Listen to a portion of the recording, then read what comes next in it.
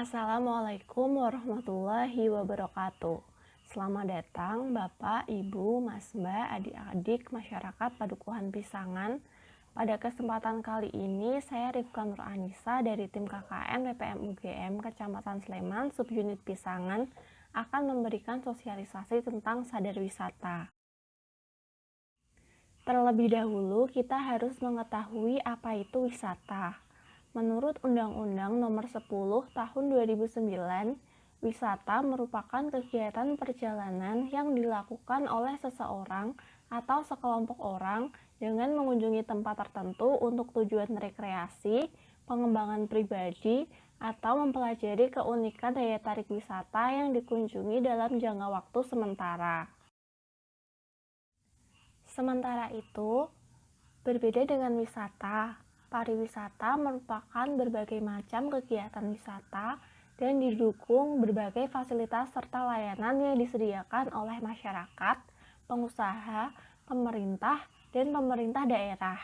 Dengan demikian, penyelenggaraan pariwisata tidak hanya menjadi kepentingan pemerintah saja, maupun sektor swasta saja, namun masyarakat juga mempunyai peran penting dalam pengembangan wisata. Berbagai studi literatur dan bukti empiris telah membuktikan bahwa pariwisata dapat memberikan manfaat baik secara aspek ekonomi maupun sosial budaya. Manfaat ekonomi dari adanya pembangunan pariwisata yaitu: pertama, meningkatkan pendapatan nasional yang biasanya dilihat dari PDB atau pendapatan domestik bruto.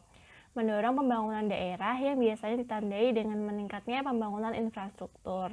Kemudian memperluas lapangan pekerjaan akibat dibukanya destinasi wisata baru. Selanjutnya membuka peluang investasi di berbagai bidang usaha kepariwisataan, misalnya akomodasi, restoran, penginapan, dan lain sebagainya. Kemudian juga manfaat ekonomi lainnya yaitu mendorong adanya aktivitas perekonomian akibat adanya destinasi wisata. Sementara itu, untuk manfaat sosial budaya akibat adanya destinasi wisata yaitu mendorong terpeliharanya nilai-nilai budaya lokal, memperkenalkan budaya lokal ke wisatawan, serta dapat mendorong adanya perbaikan dan pelestarian lingkungan. Di Indonesia sendiri, kontribusi pariwisata dapat dilihat dari PDB atau pendapatan domestik bruto di tingkat nasional, ataupun di tingkat daerah dilihat dari pendapatan asli daerah atau PAD. Grafik pada gambar berikut menunjukkan kontribusi pariwisata terhadap produk domestik bruto atau PDB, yang mana setiap tahunnya cenderung meningkat. Misalnya, kontribusi sektor pariwisata terhadap PDB pada 2019 sebesar 4,8%. Nilai tersebut meningkat 0,30 poin dibandingkan tahun 2018. Kemudian, apabila dilihat di tingkat daerah, di sini terdapat contoh yaitu di Kabupaten Sleman. Sektor pariwisata di Kabupaten Sleman berhasil berkontribusi sebanyak 205,6 miliar atau setara 23% terhadap total pendapatan asli daerah atau PAD sebesar 894 miliar. Yang mana kontribusi sektor wisata terhadap PAD meliputi retribusi objek wisata, pajak hotel, dan pajak restoran. Berdasarkan data tersebut dapat disimpulkan bahwa adanya alternatif wisata yang semakin banyak akan mendorong tingginya kontribusi sektor pariwisata terhadap daerah. Berangkat dari banyaknya manfaat dari adanya pembangunan wisata, oleh karenanya sangat penting agar masyarakat mencerminkan sadar wisata. Nah, sadar wisata merupakan suatu kondisi yang menggambarkan partisipasi dan dukungan segenap komponen masyarakat dalam mendorong terwujudnya iklim yang kondusif bagi tumbuh dan berkembangnya kepariwisataan di suatu destinasi atau wilayah. Sadar wisata digambarkan sebagai bentuk kesadaran masyarakat untuk berperan aktif dalam dua hal berikut, yaitu pertama sebagai tuan rumah, yang mana masyarakat menyadari peran dan tanggung jawab sebagai tuan rumah yang baik bagi wisatawan yang berkunjung untuk mewujudkan lingkungan dan suasana yang kondusif.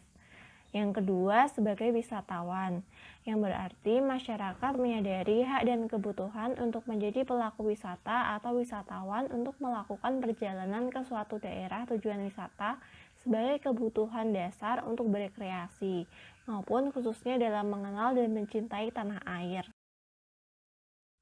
Bentuk perwujudan dari sadar wisata yaitu penerapan sabta pesona. Sabta pesona ini merupakan kondisi yang harus diwujudkan dalam rangka menarik minat wisatawan untuk berkunjung ke suatu daerah atau wilayah di negara Indonesia. Beberapa kondisi yang perlu diwujudkan tadi merupakan unsur sabta pesona yang mana terdapat 7 hal, yaitu 1.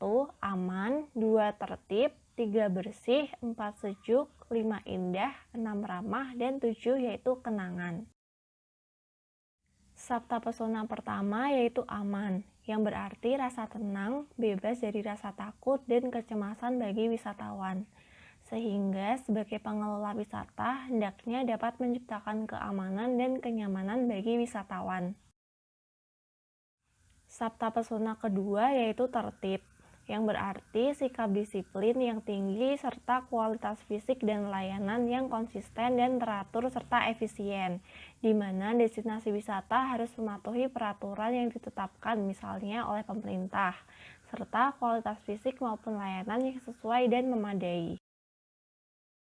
Sabta pesona ketiga yaitu bersih, yang berarti keadaan di lingkungan wisata yang bersih, sehat, dan higienis.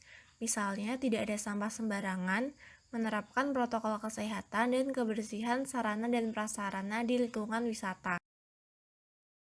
Sabta pesona keempat yaitu sejuk, yang berarti keadaan sejuk dan teduh sehingga memberikan kenyamanan bagi wisatawan. Untuk menciptakan suasana yang teduh, misalnya dengan memastikan adanya ruang hijau di area objek wisata.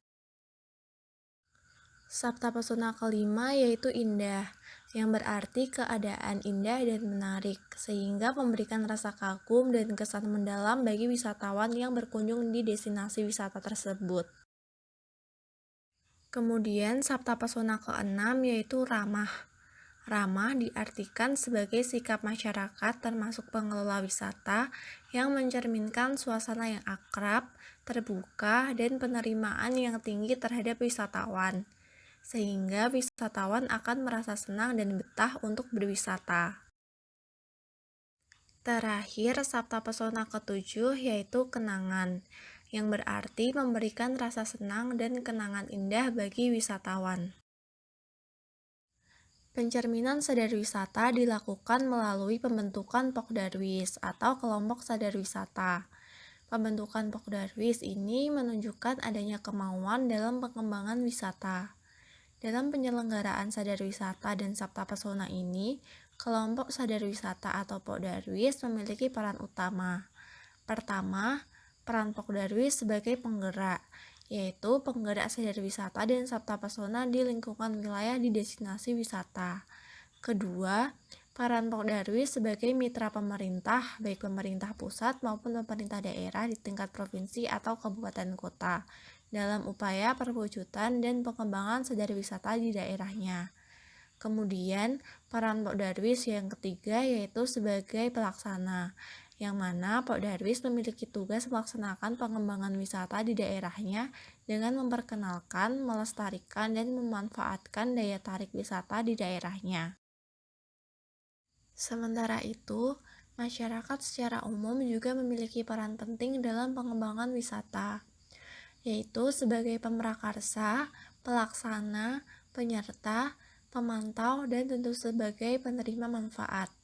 Pertama, sebagai pemrakarsa, berarti masyarakat memberikan kontribusi baik sumbangan pemikiran, tenaga, dana, atau yang lainnya.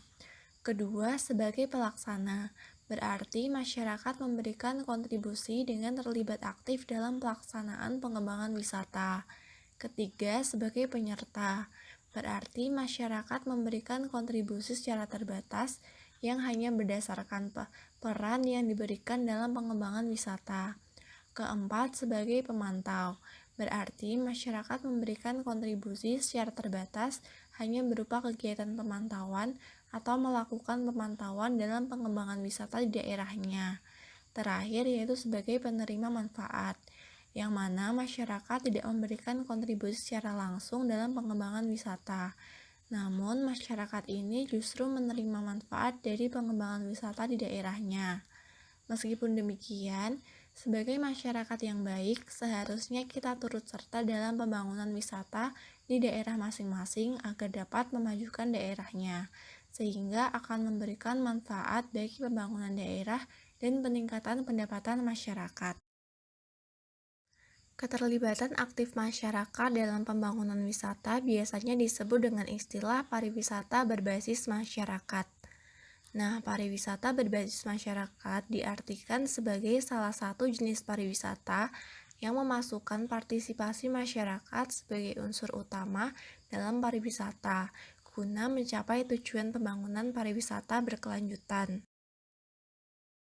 Di sini ada beberapa contoh pariwisata berbasis masyarakat yang telah sukses mengembangkan wisata di daerah, yang tentunya dikelola oleh masyarakat sekitar. Contoh pertama yaitu Desa Wisata Pulesari di Kecamatan Turi. Yang kedua, Kampung Flori di Tridadi Sleman. Dan ketiga yaitu Desa Wisata Ngelanggeran di Patuk Gunung Kidul. Ketiga destinasi wisata ini telah sukses sebagai objek wisata yang berbasis masyarakat dan telah memberikan manfaat bagi kesejahteraan masyarakat di sekitarnya. Sebagai kesimpulan, kami mengutip dari pernyataan Imade Adikampana yang mengatakan bahwa keberlanjutan destinasi wisata sangat tergantung dari tingkat keterlibatan masyarakatnya dalam pembangunan destinasi wisata. Jadi, Bapak, Ibu, dan saudara sekalian, mari kita bersama-sama membangun destinasi wisata di daerah kita agar dapat memberikan manfaat bagi kita dan juga pihak lain. Akhir kata, terima kasih banyak kepada Bapak, Ibu, dan saudara sekalian yang telah menyaksikan video sosialisasi ini hingga akhir. Mohon maaf apabila banyak kekurangannya. Wassalamualaikum warahmatullahi wabarakatuh.